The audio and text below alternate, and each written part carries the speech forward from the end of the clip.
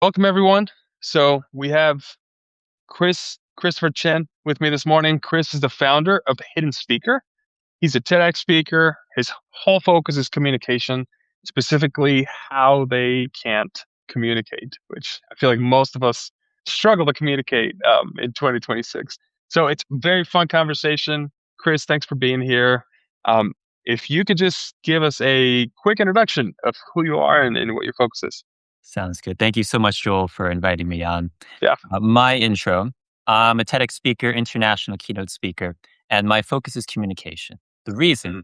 is as a kid, I was super shy, super introverted. I thought communication was going to hold back my career for my whole life. But a teacher came to me and she said, Chris, you do amazing work. The one thing holding you back is communication. This is something you need to work on, and everything will open up for you afterwards. And she was right. When I started working on this skill, and I let it not hold me back from getting Mm. opportunities, from presenting, from volunteering to present. Suddenly, I got opportunities such as the TEDx talk that I gave. Mhm. I started being recognized and respected by my colleagues, and now I run my own business where I teach others to do the same. Very excited to talk with you all today about the tips that I teach, and feel free to put questions in the chat. Happy to answer them as well. That's awesome. That's awesome. So, quick question for everybody in chat: Has communication has communication ever been something that you struggle with? Um, I know for me, it definitely has been a skill that I've had to work on, and I feel like specifically for your journey, it's so unique. You started out as a coder. You started out in programming, probably one of the jobs that has the least human communication, if anything. You're behind a screen and somehow you got to where you are on a TEDx stage talking about communication. So I would love to start with that story. How did that transition go from coder to where you are now? Yeah, I'll walk back a few steps before my coder journey to Okay. explain the impetus behind it. My original dream when I was a kid was to be a composer for the movies. That was the thing.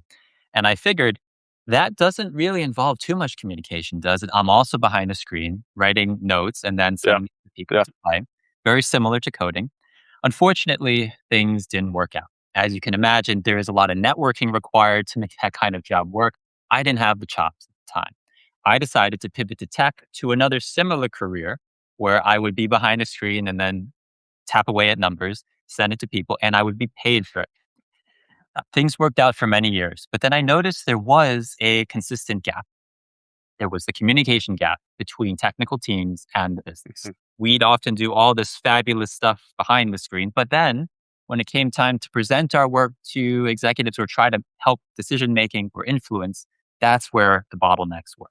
And I decided, since I had been working on the skill for a long time, maybe if I were to start my own business again, this is what I would focus on. And this is how it would actually have impact this time. That is awesome. That is such a good story. I was reading a book recently and it talked about how it was it talked about a lot of the development and within Apple and how many projects stalled because a really well created project just wasn't clearly communicated to the marketing team or to the design team or the people who made the decisions, and it just never got off the ground. So it's not enough to code, but you have to be able to communicate the meaning of what you're doing to get anywhere. A lot of times you've said, I've been following you on LinkedIn for a while. By the way, anybody on chat, if you haven't followed Chris on LinkedIn, uh, awesome content. But you've said that managers have told you for a long time that communication is the skill that sets you apart. What do you think they were seeing? Or when somebody says, "Hey, communication is truly your skill," what are they talking about? Something that I realized very early on was there was a clash between the values I had grown up with and the Mhm. values in the workplace. When I was growing up, coming from an East Asian background, I was taught that I have to keep my head down, stay humble, not poke out too much. And people would automatically, magically recognize me for the work I did if I worked hard, and I would be rewarded for it. In the Western workplace, however, it is very different from that. People, I don't want to say they're not looking out for you because there are select managers who do that. But Mhm. by and large, you have to advocate for yourself. You have to be visible. You have to speak up. Hard work, good work does not speak for itself. When I began to apply this skill in the workplace, apply everything I learned when it came to communication, I realized what was most important is breaking through that kind of limiting belief that I had that by speaking up, I was being arrogant in some way, that by speaking up, I was standing out too much. In fact, by being assertive, learning how to do that properly and professionally, I gained so much more respect from my peers than people pleasing and trying to do everything they wanted. It's a core skill to get promotions, to get opportunities. Managers, when they see who to promote, they're not going to say, okay, that person who never speaks up in meetings, who never volunteers to present, Yeah. they do good work.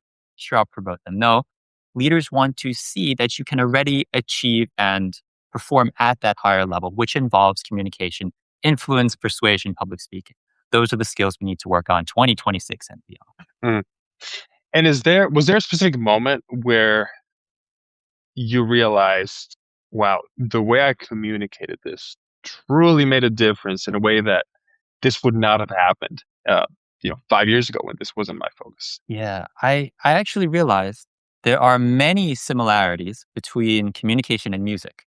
And by Huh. tapping into that side of my background, I was able to communicate in a way that resonated and engaged with people. For example, music has melody and it has Mhm. rhythm and it has tonality. The voice does the same thing.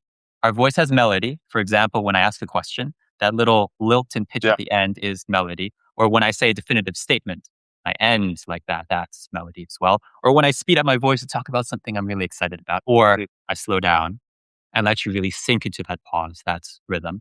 Or I could say the same sentence, for example, with different tonality. I could say, she lost the coat in a disappointed fashion, or she lost the coat in an aggravated fashion. All these different things, same content, different meaning Mm. by applying music to the words. And by doing so, by not viewing communication as just information sent, but an experience you create, that's how you engage. That is so interesting. That is so interesting. And I feel like so often we focus on the words that we're putting out, especially as content creators. We write articles, we focus on what does this word tell my audience. But thinking about our verbal communication and the tonality of it, I come from a Hispanic background. So grew up speaking Spanish. My mom is from Argentina, which even has more emotions in words, and that has bled out into when I started speaking English. And it there's so much that's communicated, and for somebody who grew up in a culture who everything is not monotone, but pretty leveled, kind of like you're not encouraged to move outside of these ranges and to communicate too much to your words or to put too much emotion in your words. Is that a skill that people can acquire, can develop if they work on it? Absolutely. I believe fundamentally the way to work on communication is to work on mindset and habit rather than technique. For example, on the internet, there's tons of technique you can find. You can Google, Mhm. how do I speak well publicly? And you'll get tons of articles.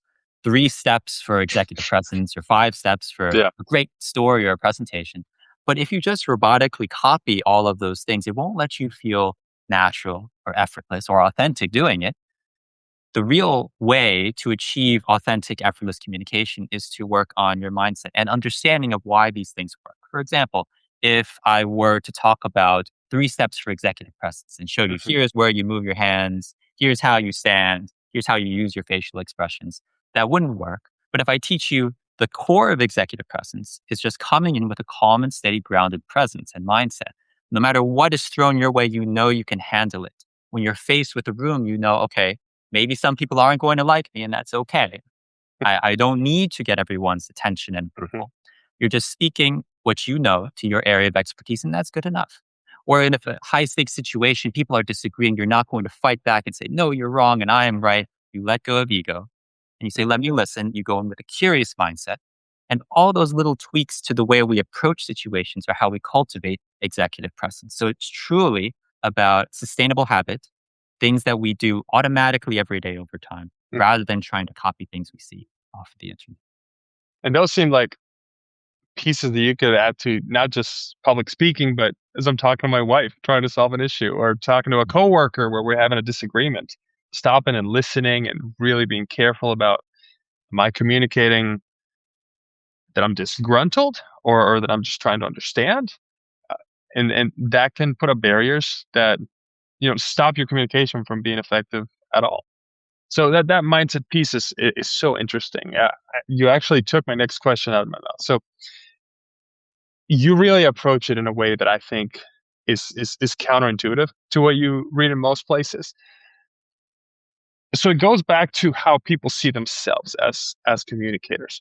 When somebody changes how they see themselves as communicators, what changes in the room? How are they viewed differently? What kind of effect can that have? I'd say there's a quote or a phrase that goes, "How you do anything is how you do everything." And I'm not so certain that's true for everything, but the general gist applies, which is your principle, your ethos, the values you have determine many of the things that you do. For example, if you are hardworking, then you will apply that hardworking ethos to the way that you do your work, but also maybe to the way you do your dishes, very detail oriented, the way you fold your clothes, the way you drive your car, very precise in your lane rather than swerving around. The way we do anything is how we do everything. If you cultivate in your mind a steady, grounded, calm presence, a confidence within yourself that no matter what is thrown your way, you can handle it, that affects the way you communicate.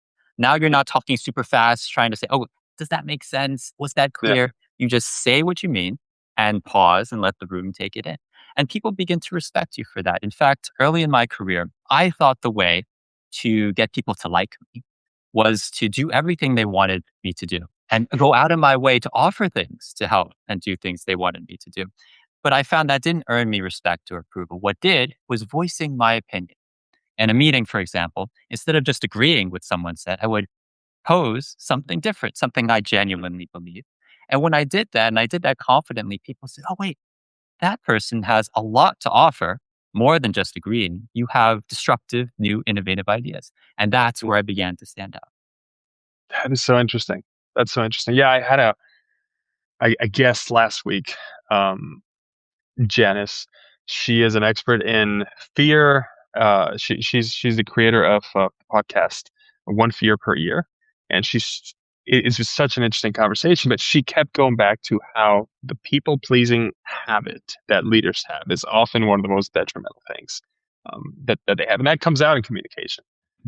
So a follow up, you talked a little bit about this, just stopping and letting things sink in. How much do you believe silence plays into communication?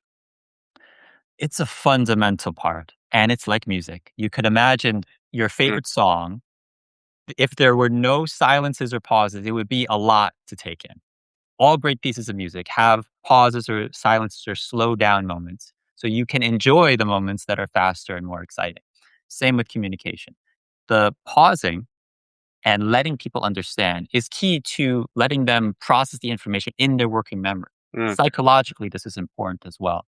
In the world we live in today, there's so much information, data, statistics, facts we're bombarded with.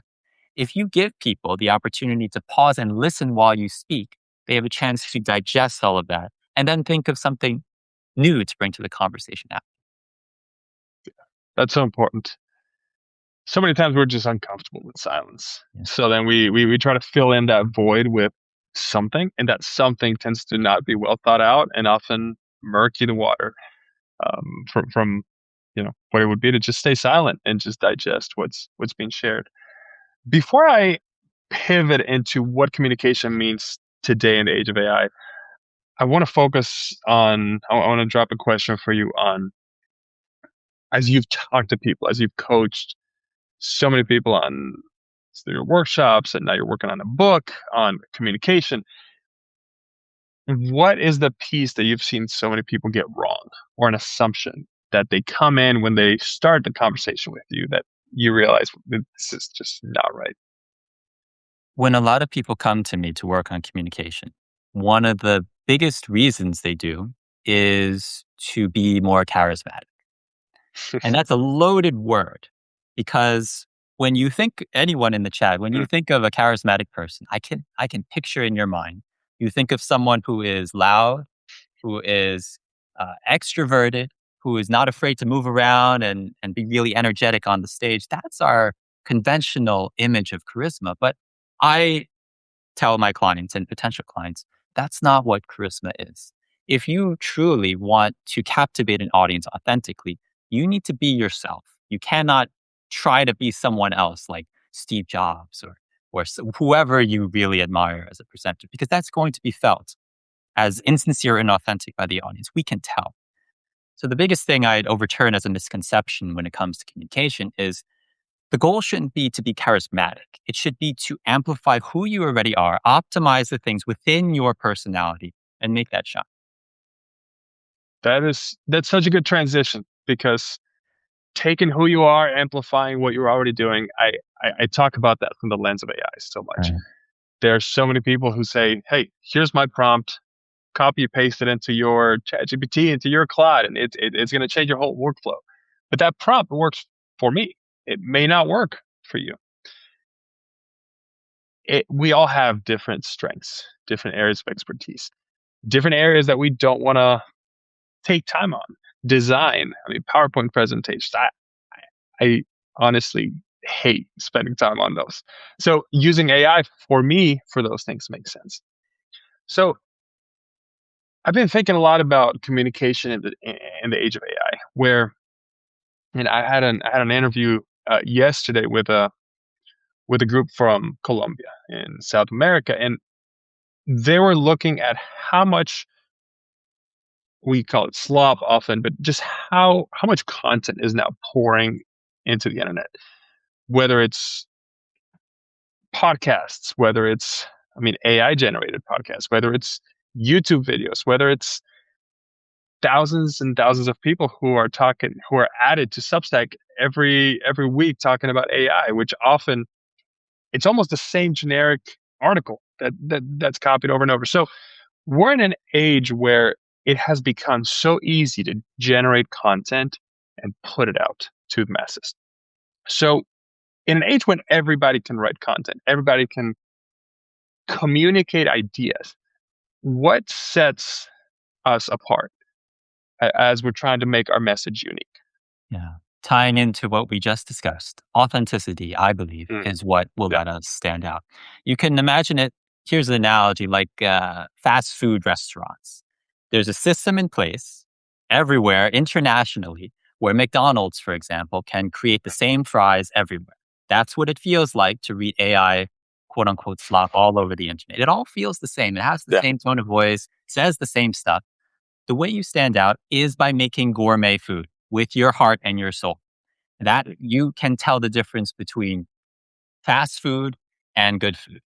For example, when you read a piece of content on LinkedIn, I know I do this all the time. As soon as I get the sense it was generated by AI, I click away. Why? yeah, It's not that the content itself may not be saying valuable stuff. It could be saying the most brilliant things in the world, but I want to hear that from an actual person. If I sense there's no human behind that screen or behind that post, I don't want to hear it. I want to hear lived experience. I want to hear from people who actually have areas of expertise. So when we're thinking about communication in 2026 and beyond, what we need to think about is what do I believe? Take the time to really sit with ourselves and think about the thought leadership that we want to present. That's maybe different from what's usually said. And in that way, we can stand out from all the more generic content out there. yeah. That's such a good point. I feel like for many years, what could differentiate somebody was just being able to put out a lot of content. Just write a long form article every week, and you are going to be setting yourself apart because most people are not taking the time to do that. But when everybody can do that now, and a lot of times great articles, great generic articles, it I feel like the floor has been lifted, and it takes more work to now differentiate yourself, put yourself above in communication. So when you think of content creators, is it when you say bring your authenticity, is it Mm. weaving in your personal experiences with AI? Is it so many people that I see that I'm just trying to put my voice into AI and then still have AI craft 100% of it. Where do you see or where do you recommend AI come into that process? I'd say a bit of a disruptive recommendation, which is rather than focusing on just written content, which AI can do very, very well, not exceptionally well, but it can Yeah. generate it. Yeah. I'd say focus on what we're doing right now, which is video, audio communication. Mm, Yes, there's deep fake stuff out there. AI can generate avatars and things. But if you come on video, you and all your authenticity, all your mistakes and your flaws and yourself and your lived experience, people connect with that. I've gone to comments on LinkedIn because I try to post a lot of videos that it's because of the videos they reached out to connect with me or because of the videos they wanted to work with me, because I'm more than just text, which anyone yeah. can generate. I'm me. If we want to stand out, we have to do what's different. And right now, I think video is the way to establish ourselves more uniquely. Mm. Yeah, that honestly, that's the whole reason that I started doing these, and that's the reason that I want to bring people in instead of having, here is a guest writer, Chris. He's going to be talking about communication in this article. It's just so much more valuable for people to see your expressions, to almost get to know you through these kind of experiences. I feel like the human connection still happens face to face, and to me, this is face to face. It's virtual, but there's a lot that we're missing, but there's still a lot that we can gain that I would never get about Chris and his work if I was just reading text on a LinkedIn post. So it's so valuable. Absolutely. And I'll add to that in terms of the AI piece you were mentioning Mhm. before, there was a study, met multiple studies, I think, by this point, that show people were a lot more receptive to AI in medical settings with their bedside manner rather than actual doctors, which is stunning. But it reveals something, which is Mhm. doctors are trained on the medical side, the scientific side, but Mhm. the communication side isn't often as emphasized because the hospital system is focused on efficiency Yeah, and yeah. productivity. Therefore, we can learn from AI too. AI is not some bad thing that just generates slop. If we use it as a thought partner, then we can use it to augment what we already know. For example, if I wanted to write a post on LinkedIn, I know what I want to write about, but I can use AI to say, hey, pretend to be my audience. What do they want to hear about? Mhm. I can have them pretend to be my audience for a live presentation too and say, hey, I'm going to present on this topic. What critical questions will people ask me that I might not know the answer to so I can come prepared? By helping us think outside of our own box, AI can do so much to elevating our communication. That's such a good point. I really think that AI has in that asking us the right questions and testing us and pushing back on us, AI has so much value. One of the practices that I do about every 6 months is actually go on Claude. It has all of its memory on me and it has a very big file on me. But I ask it to interview me every 6 months. It probably takes 20 to 30 minutes. It's very in depth, but it really helps me see where I am on many different factors. And then it allows me to compare that to where I was 6 months ago, how my responses have changed, how my skills have grown, or are my skills getting stagnant? Am I not developing, which is also a red flag in itself. So that's such a never really thought about using that for communication, but it it makes sense. I love your recommendation. I'm going to try that now, which is have Yeah, AI audit me essentially every 6 months and say, where can you grow? I think that's the real advantage of it because also it can do so in a non judgmental way. Of yeah, course, we could ask other people, yeah, how much have I grown? What are my flaws and mistakes? People aren't always going to be honest. yeah. AI knows so much about us given what we give to it, and it can give it to us and say, hey, this is what you need to work on. And we take it a lot less, let's say, personally because it's coming from AI. Yeah. No, that's such a good point. So in the personal side, it it matters so much. Now, my audience is leaders, executive leaders, founders. They have teams, they have companies. And there's so much investment going on right now into AI training and AI tools and workflows. And business practices and the latest marketing trends, should they also be investing in communications training?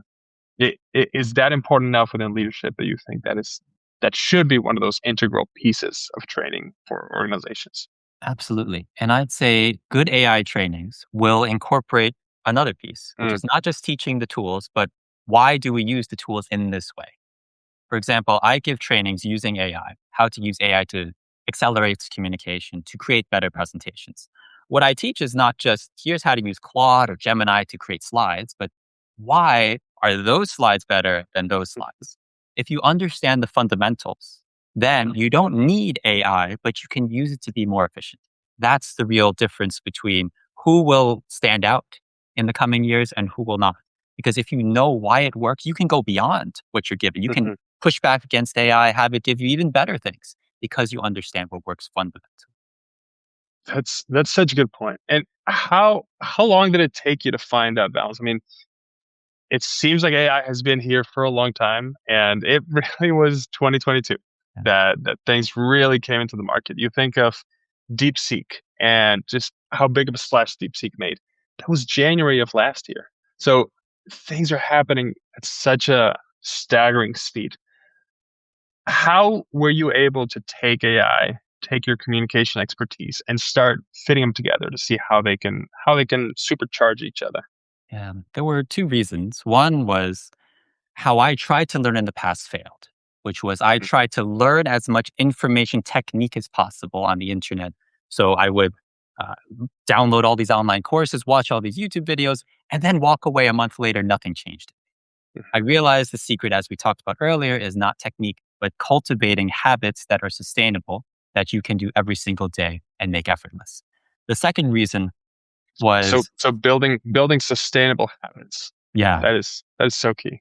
yeah, there's the book Atomic Habits, which talks about this in depth, where you have a goal, you want to break it down into very small increments that are achievable. And you do that every day, a little bit every day. Make sure you're consistent and disciplined with it. The second reason I decided to integrate AI in this way with communication was a lot of people started approaching me since ChatGPT came out saying, I use AI for everything. I use it to write all my emails. I use it to script presentations. I use it to prepare for board meetings and know exactly what to say. And I don't feel like I can actually communicate if I'm standing in a room with executives. If I'm put Mhm. on the spot, asked a question, I feel like I need to go to ChatGPT to figure Yeah, out what to yeah. say instead of it coming from my own brain. They wanted to work on that skill. And I said, there should be a way for us to use AI, not all or nothing, but something in the middle where it can complement us instead of replacing us. And that's how I came up with the framework I now teach. That is so interesting. And that's a good transition. The hidden speaker. You've been it's a company you started, and I love the content. You're on Substack. Everybody can just click on your image there on Substack and find you, subscribe. What led to the creation of the hidden speaker? And essentially going back to the question that you were asking before, what is the why behind the hidden speaker? Yeah. When I was young and I was shy and introverted, I thought I'd never be able to do anything that I'm doing today. I never thought I'd give a TEDx talk, never thought I'd be on a podcast like this in front of so many people. I want to help every person bring out their hidden speaker. That's the reason I came up with the name and why I do what I do. Every person has so much potential, and communication is the gate for people to see that potential. Mhm, If you think about it like this, if this is your ability, and your communication skills are here, people will only perceive you as being capable of this. mhm, But if your communication skills are all the way up here, then people will perceive you as being capable of so much more. If you have both, imagine how successful you could be. And that's why I want to keep doing the work I do, private coaching, corporate trainings, podcasts like this, is share as much as I know, help people mhm. make that. So it's very possible that by not focusing on communication, we often undersell our skills and our expertise and our capabilities. Yeah, it's like any skill. Communication is learnable, and every person, including myself, has more they can learn to make them more effective.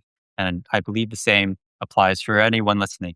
No matter what level you're at, there are things we can learn to be more effective at persuading, at public speaking, at listening, at speaking concisely or confidently. And those small, quote unquote, soft skills, but truly power skills are what differentiate us. That's so good. I mean, there's so much gold here. Um, Theodore on here says, hard with this Substack. Uh, no one sees or hears you for a few years, and then maybe you're seen by a few people. How difficult does communication come when you feel like there's nobody listening? It is really hard, especially for me as a content creator. When I started on LinkedIn or even Substack for that matter, I had a very small audience, which meant I got very few likes or engagements on posts. And that is really disheartening when you start out. I don't have precise tips for LinkedIn engagement. That's not my area of specialty. But what Yeah, I will say is this: the more you work on your ability to communicate and you refine your ability to communicate written and verbally, the more people will find you just organically. If you do this not just on the algorithm, but you cultivate your own thought leadership, your own website, your own brand, people will start to notice that. And you will find the people who are attracted to your values and your ideas. So it might be hard at the beginning, but the advice I'll give is to keep going because it will pay off in the end. yeah. And I would add to that what you were saying earlier. I see it the same way. If you just bought a workflow that digests posts and automatically posts a reply for you, that's the exact 3 paragraphs long with the M dashes, and the people can tell, and people are just gonna hover right over it because you can tell that there's no, for lack of a better word, there's no humanity in a lot of Mhm. those responses. And that's just being genuine is critical to really being seen and being understood. Exactly. So we're at the 30-minute mark. I want to finish with 2 practical takeaways.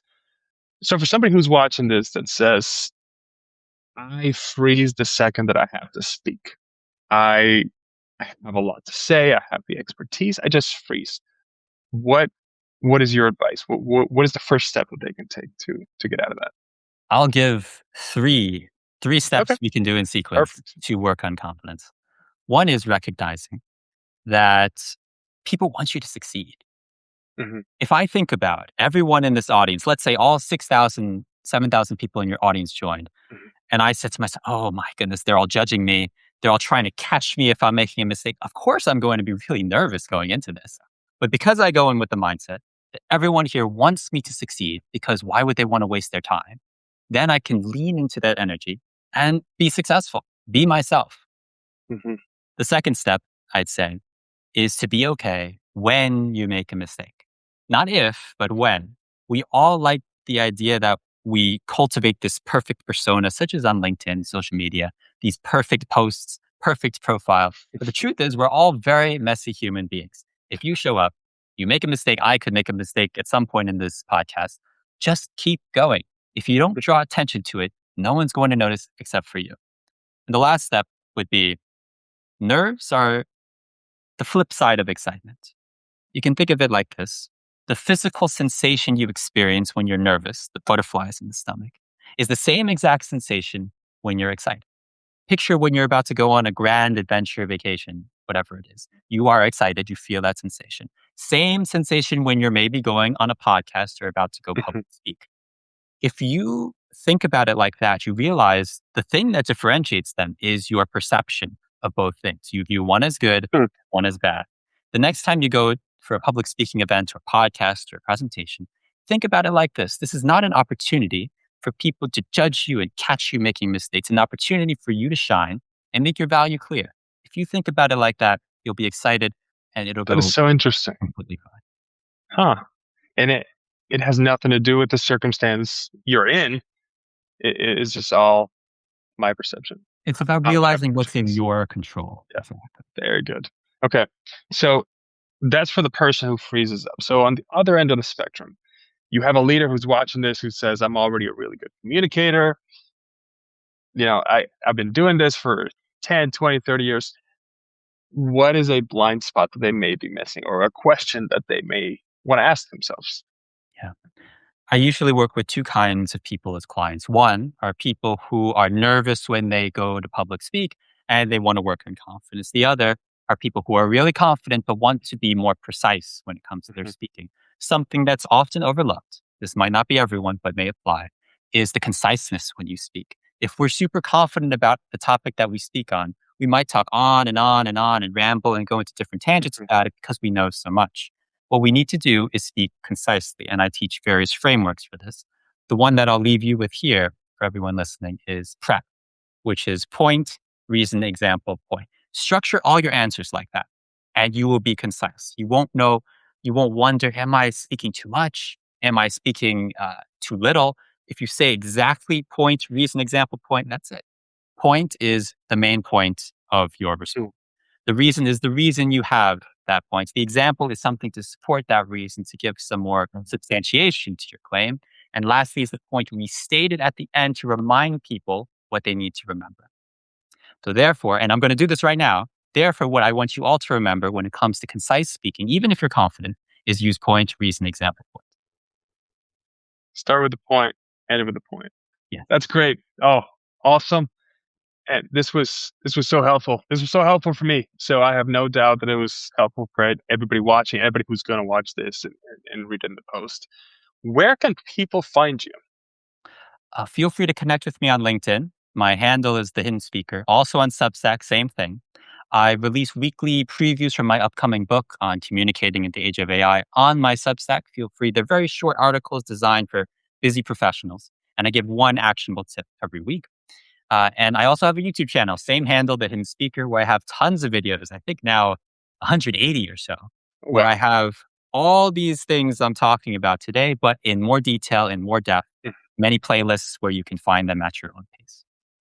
very good. That's awesome. Chris, thank you so much for your time. Really appreciate it. And I look forward to continue to follow you and to get your book as soon as it comes out. Thank Thank you you so very much for much, your time. Joel. And thank you, everybody, for joining today. You have an awesome day. Bye. You too.